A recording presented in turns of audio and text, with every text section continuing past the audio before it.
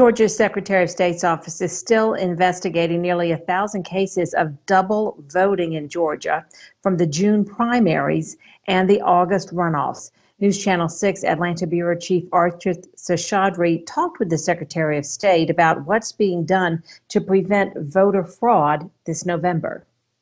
With 6 weeks to go until Election Day, Georgia is gearing up for 6 million voters. We want to make sure that everyone is voting appropriately and no one's voting twice. To prevent voter fraud, Georgia will provide more training to poll workers and county officials. To making sure that when someone shows up and you want to verify in the poll book that that person has not already voted in some other, either early voted, because theoretically someone could show up on Tuesday, November 3rd and also had early voted. To avoid long lines like the primaries, the state will deploy field technicians to troubleshoot machines. With a pandemic, a lot of the poll workers that we had before had stepped out. So there were new poll workers. And a lot of that training was not face-to-face, hands-on training, just because of the pandemic issues. So I know in some counties like Fulton County, the first time those poll workers actually saw the equipment, touched the equipment, was that Tuesday morning.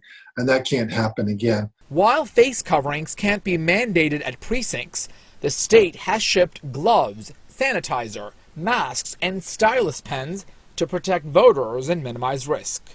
Instead of having, say, 10 machines, now you have 6. Instead of having 20 machines, now you have 12. That type of thing, just because you have to space out the machines. Well, when you have fewer machines, that also means you're not going to get the same throughput per hour. All eyes are now on the Peach State, with new voting machines and new poll workers to ensure a smooth election in the middle of a pandemic. Reporting in Atlanta, Archit Seshadri, Atlanta Bureau Chief. The last day to register to vote in November's general election is October 5th in Georgia. Early voting starts October 12th, and the last day to request an absentee ballot is October 30th.